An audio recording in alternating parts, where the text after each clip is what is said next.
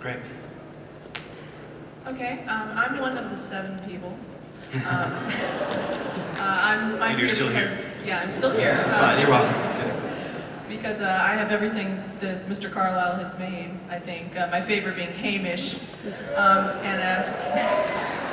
And my question was, what drew you to this role specifically with Stargate, the character? Great question, great question.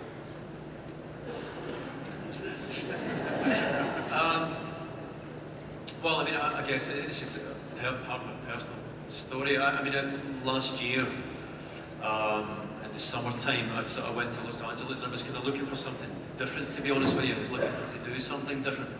The film industry back home in Britain, well, I mean, it is kind of struggling, to be perfectly honest with you. And I was looking for something, a different challenge, something fresh. And when this came up, it was completely, to use the American expression, it was completely left field for me. It was completely from nowhere. And to be honest, I didn't know that much about Stargate. I mean, I knew it was there, I knew that it existed. But through chatting with Robert and Brad, it was obvious that what they were, I mean, as Robert had said earlier, my first reaction was, why the hell do you want me to do this?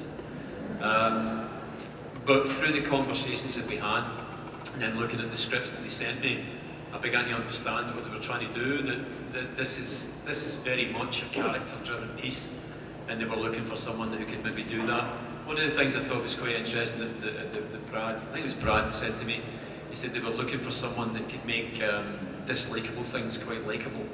I thought, I'm your man for that. So that's what kind of drew me to it, was really the spirit of these 2 guys here and what they put on the plate.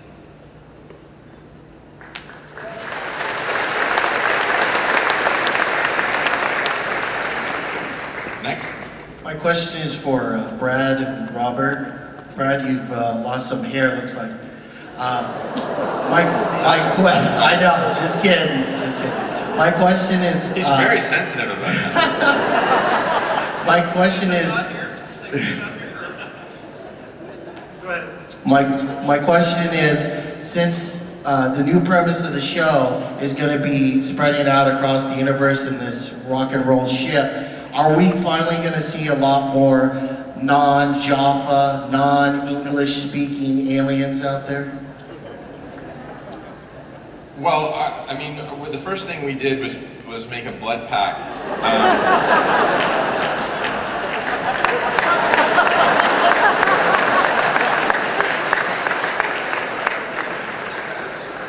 That we would not have,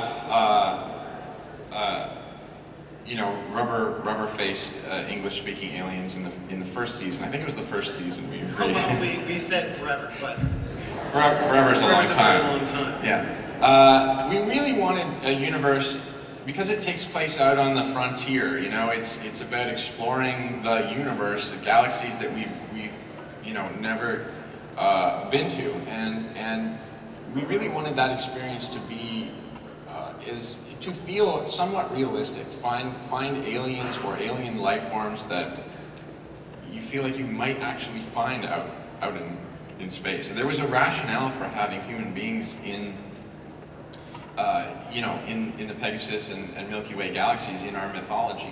They were kidnapped from Earth. They were taken to those planets. So in a way, it was kind of there was an explanation built into Stargate as to why there were, you know, humans or human-like people on other planets. So in universe, we're having in the first season, there's some very, very sort of aliens. It's entirely CG and certainly non-human. Lots of. I mean, we do encounter aliens, but they don't say things to us in ways that the Wraith would or the Gould would. And it also comes from a desire. When we said to each other, we wanted to be much more character-driven.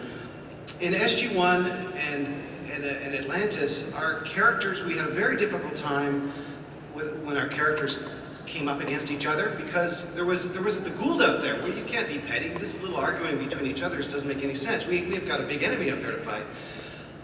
In Universe, all of our characters are both heroes and villains, and have remarkably, because of their ability to perform, been able to slip in and out of the skin of both, and it's really fun to watch, and been really interesting for us to write and to watch it evolve. And it's still a very, very much of a science fiction milieu. We're aboard an ancient ship that's a beautiful place to explore and stunning, built by our production designer James Robbins. I think it's his best work, and I think it's as a set the best set I've ever been associated with. It's very, it's just stunning.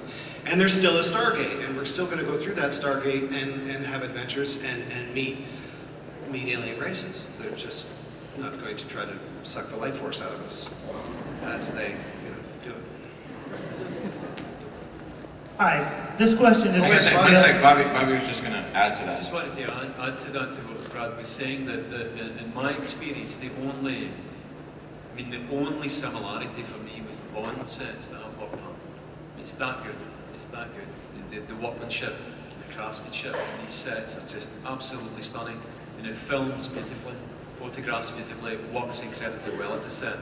And it really is. It is like a major budget feature set, for sure. Charlie. Go ahead. This question is for Jamil. Jamil, I'm a big fan of both your grandfather, Greg, and your dad, Phil. Could you talk just a little bit about what it's like to be a third-generation working African-American film star?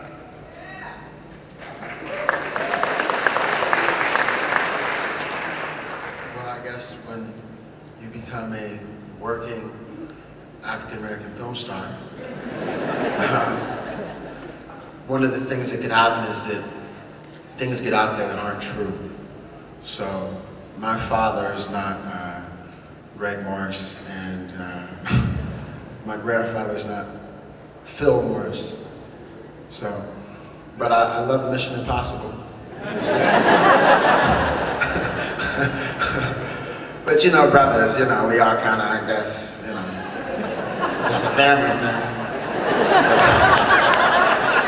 But no, it's good to be when I got this, my mom said, "You're going to be the next LeVar Burton."